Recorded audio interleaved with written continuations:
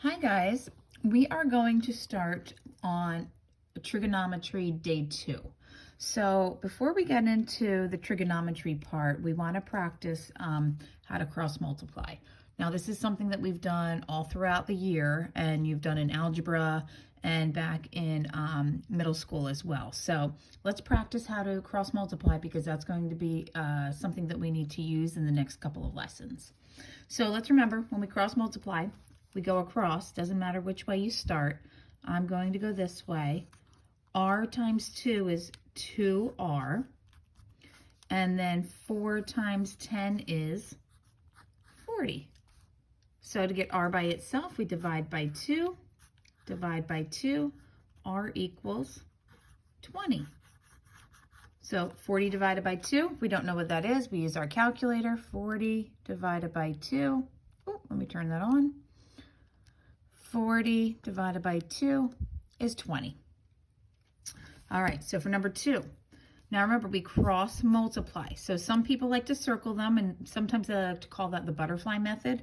Other people like to just say, oh, 2 times n is 2n, and 9 times 10 is 90. Divide by 2, divide by 2, n equals, and if we do 90, divided by 2, we get 45. I'm going to do one more with you, and then you will have to finish the page as part of your homework. So for number 3, 4 times r is 4r. 6 times 8 is 48. Get r by itself, divide by 4. Divide by 4. R equals, and if we do 48 divided by 4, we get 12. Okay, so that's a brief little review of how to cross multiply. Now, we're not going to cross multiply today, but we will start that with the next lesson or two. What I do want to start talking about with you is trigonometry. So in trigonometry, we have something that is called sine, cosine, and tangent. Now, on your calculators, depending on what type of calculator you use, you may have seen those buttons right on your calculator. If you're using this calculator that we use in class a lot, if you hit second and trig, right above that pi sign, the word trig is there. If you hit second trig, we see our sine, cosine, and tangent buttons. So you probably have seen these words on calculators at some point before. Now, what trigonometry is used for? It's to find the missing side length in a right triangle.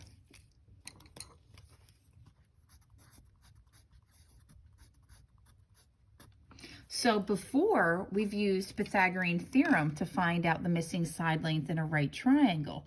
Now, we're not going to give you enough information to use Pythagorean theorem. We're going to give you some different information that may include an angle and a side, and that way you'll be able to use trigonometry. So today, all we're going to talk about is the abbreviations for sine, cosine, and tangent, and then this word here that will help us learn how to set up our trig ratios. And trig ratios are just fractions.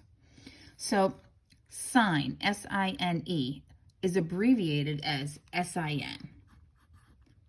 All right, even if I see the word S-I-N, I still pronounce it sine. I'm not going to say sin. So it's S-I-N is the abbreviation for sine.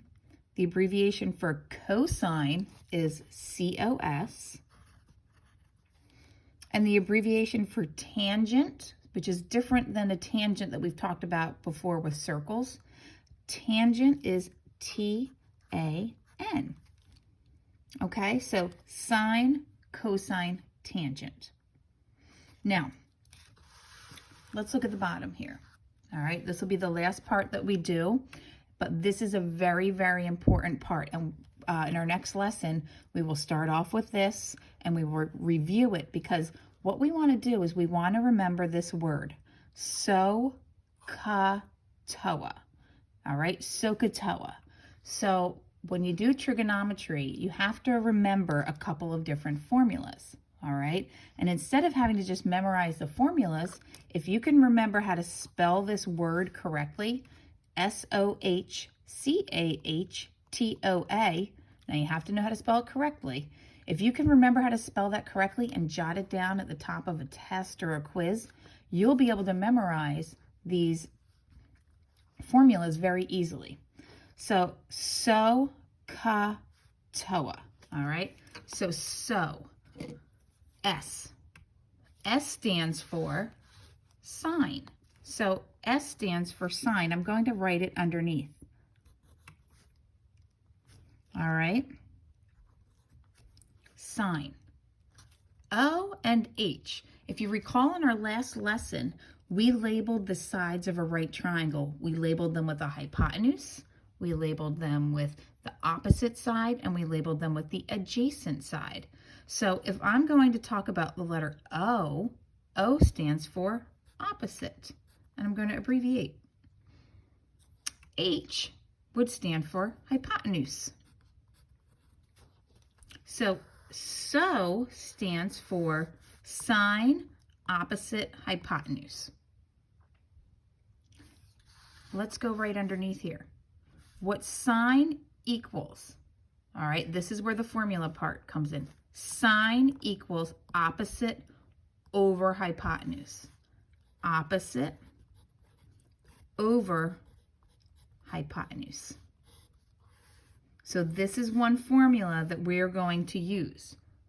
But if you remember this, you'll be able to write this out very easily. Oh, sine is opposite over hypotenuse. So let's take a look at cosine. All right, cosine. C stands for cosine. So I'm going to write cosine.